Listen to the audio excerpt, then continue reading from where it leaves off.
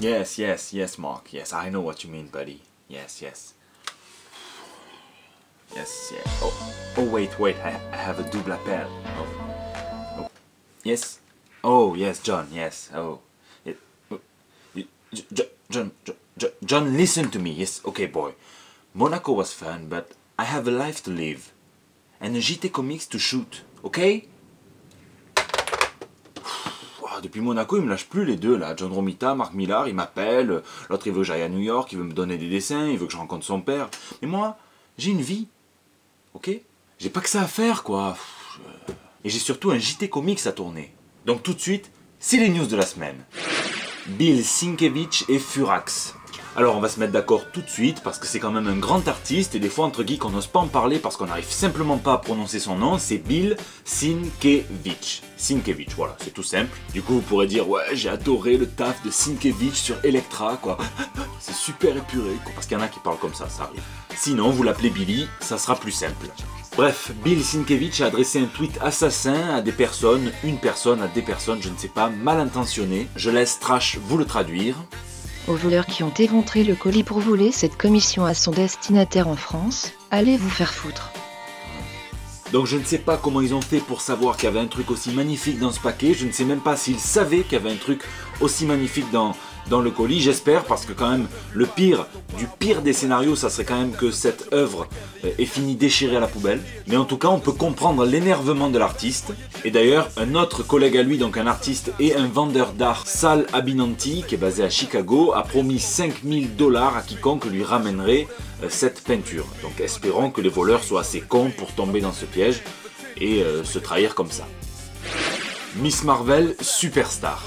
Miss Marvel ou Kamala Khan ne cesse de gagner en popularité, donc elle avait remporté déjà un prix à Angoulême, elle va faire son entrée dans le jeu vidéo Marvel Contest of Champions et elle s'apprête à débarquer dans un chapter book, donc un livre pour enfants entre 7 et 10 ans, donc à la fois en prose et en illustration, qui dénoncerait le harcèlement scolaire notamment, mais aussi le racisme, le sexisme, bref, tout ce qui n'est pas bien dans la société.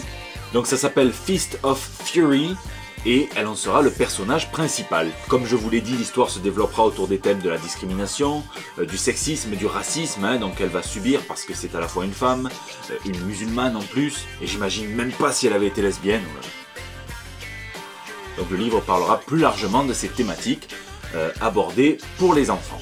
Alors aucun auteur n'a pour l'instant été annoncé pour ce bouquin, donc il doit sortir le 3 octobre 2017, et ça en fait quand même du temps pour sortir un bouquin pour enfants. Si c'était Saint-Exupéry à la limite, mais là on verra. Hein. Heroes Ignited. Short Fuse Media, c'est le tout nouvel éditeur, un nouveau venu dans le monde du comics, qui s'est fait connaître avec Like Father, Like Daughter, donc tel père, telle fille. Donc c'est un comics assez original qui racontait l'histoire d'une jeune fille abandonnée par son père parce qu'il voulait être le plus grand héros de la planète, parce qu'il l'était, hein, il est devenu. Donc c'était un regard neuf sur les histoires de super-héros. Et fort de leurs 2 précédentes campagnes Kickstarter réussies, Short Fuse Media se lance donc dans une autre entreprise puisqu'ils ouvrent leur monde à d'autres créateurs pour créer un tout nouvel univers de super-héros qui va s'appeler Heroes Ignited. Alors entièrement en creator owned, donc c'est-à-dire que les artistes possèdent les droits sur leurs personnages. Ce tout nouvel univers va rassembler plusieurs écrivains et artistes de la scène indépendante. Ramel Hill, Keith Crook, Jamie Sherman, William Shatterwhite, David Jackson et Dustin Smith. Alors c'est plutôt bien parti puisque la campagne Kickstarter a commencé il y a environ 20 jours et qu'elle a récolté 2 tiers des objectifs, donc soit 4000 $ sur les 6000 prévus. Donc pour tous ceux qui souhaiteraient encore un univers alternatif aux Big Two et même aux indépendants plutôt gros, un truc tout neuf, sans continuité préexistante, eh bien c'est le moment. En tout cas, je mets tel père, telle fille sur ma checklist. Alex Ross dessine pour Apple Records.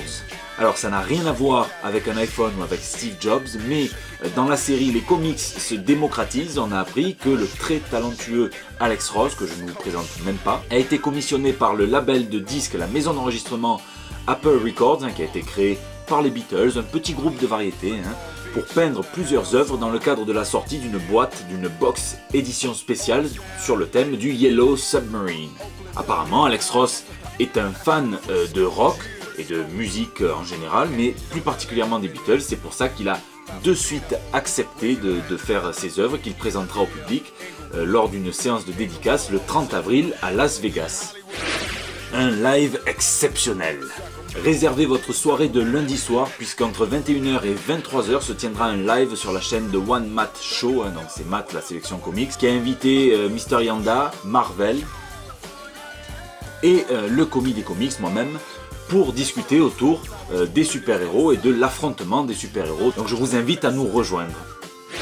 C'est la fin de ce JT Comics, j'espère qu'il vous a plu. N'oubliez pas que vous pouvez me laisser vos petits messages et toutes plein d'autres choses sur Facebook, sur Twitter et sur YouTube dans les commentaires. Lisez, lisez et lisez, et je vous donne rendez-vous très vite pour de nouvelles vidéos.